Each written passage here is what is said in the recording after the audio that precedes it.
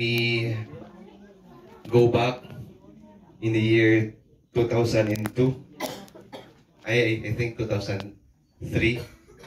The first time I met this family, Inang Nora, Auntie Sarah, Auntie Sally, ni Uncle John Hans ang nakaawit idi. And I was grade 4 then at Palanza Elementary, primary school with my Auntie Realunda. And they planned to climb Mount Bulag. And we went, but only us, the kids, and Corazon, I remember we were there too.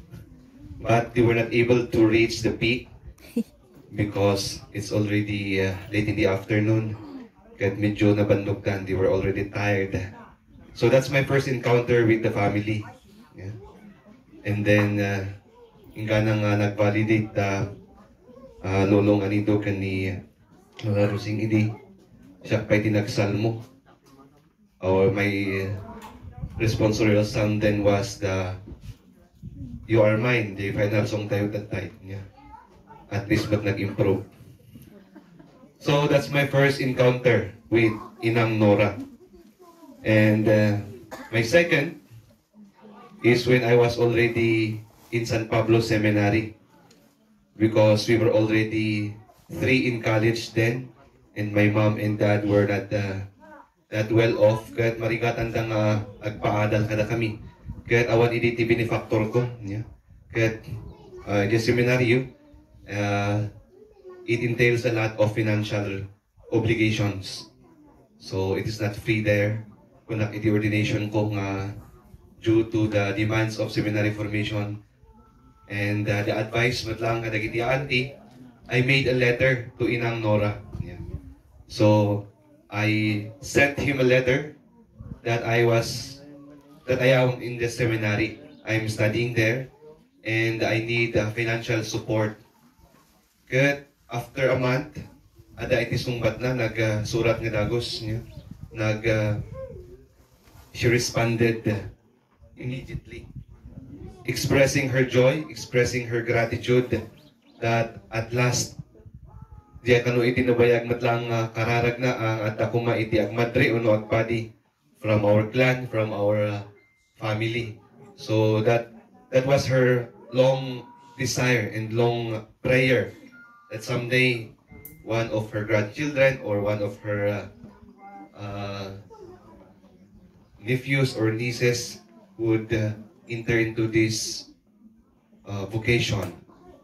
So she was very glad. And in 2010, nagawit naman she went home or 2010. And she visited me at San Pablo during our family day. And that was my second encounter with Inang Nora. 2011, yeah. During our family day. I think that was February. Hindi kayo matison niya. And ijay tapan din nagpa-share, ijay pandak pinashare, ijay seminaryo. And from that on, hingga nang intultuloy ko ti eskwela, agsurat-surat, kanayon nakpat nga agsurat idi. I only observe one thing from her. That towards the end of her letter, he will always conclude love and prayers. So, until now, even if he will message me through chat, she will always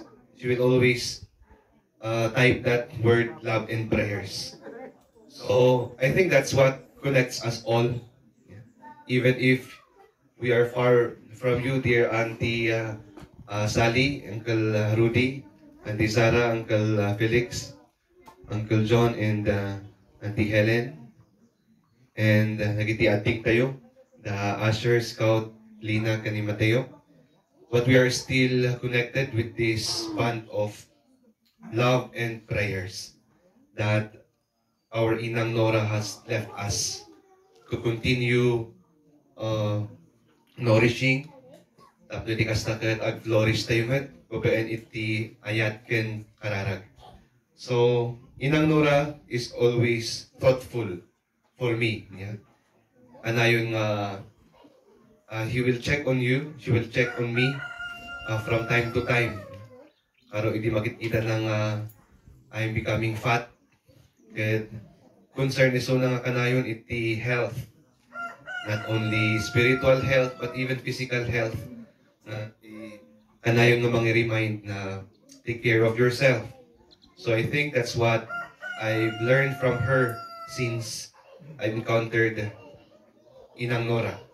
That two-word, love and prayers. So, matiyak, sikat ako mangoy singa unuran tayo, jain sapato, nang ronason sikap, to always be thoughtful by panagkumusta iti maysakan maysa, adumatan iti technology tata, adumatan iti panag text, panag chat. So it's also good to say hi, hello, kumusta to one another, because that is one thing that I have learned from Inang Nora. To always be thoughtful. Ora adayo isuna, anayon idi nga agsurat kanya, anayon nga agchat. When no makita na nga da iti picture iti Facebook at kumusta ang kanayon. So I think we continue that attitude that she has left us. Niyapay. So not only financial support that I have received from her, especially the teachings, the spiritual support, nagiti pamagbaga naman lang in those are the things that kept me going even until now. So in my ordination, I expressed my gratitude for her. Nagatitog kay naramit ko idi nga Thanksgiving message ko almost 45 minutes. Expressing also my gratitude and joy. So I have nag-message sa kmutan kanda Auntie Sarah. I have expressed my warmest hugs for them during the time that Inang passed away in early morning of 24. Yeah, na nag-message na mom passed away. So Auntie Sarah also expressed her joy nagpadi akano at mapabal da pay kanyak kunanat twin. You are her greatest pride other than us. You brought joy to her. Dadaytoy kano talaga itinabayag mo lang kararag na. So I am also thankful for her spiritual guidance. Kasalamat lang nga spiritual guide tayo isuna. Because of her devotions, of her prayers, of her desire or anyang libro ni Tano na spiritual na libro kat basaan na. And she read the whole Bible. Itas lang mas bumain kabay as seminarista akas padi ken kuana. So di mat iti machal-chalan siya ken kuana ken bumabain at maminsan ta mas nakarkararag pa nam siya.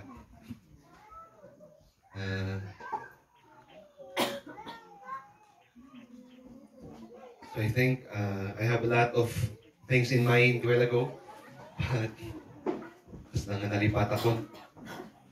But we assured you of our prayers, dear auntie and uncles out there in Chicago and US. We extend our warmest hugs, our love for you, our prayers, especially at this time of the passing of our Inang. And I believe that she is now resting in God's peace. That's also her long time desire. Kung na naman piman nakapsut akon. And kasi mat kung kapsut tayo, panahon matan nag-ina na tayo. It's time also for us to rest. Not only a temporary rest, but rest for eternity in the kingdom of God. I know I have messaged you that she's already happy meeting her husband, meeting her mom and dad, and all of her siblings who went ahead of her. So, mamatiyak nga akas as she bid farewell to us, she is also being welcomed now in the eternal homeland. We will welcome mo ten nagitin mo unang lolo tayo isuna. As a goodbye matada tayo.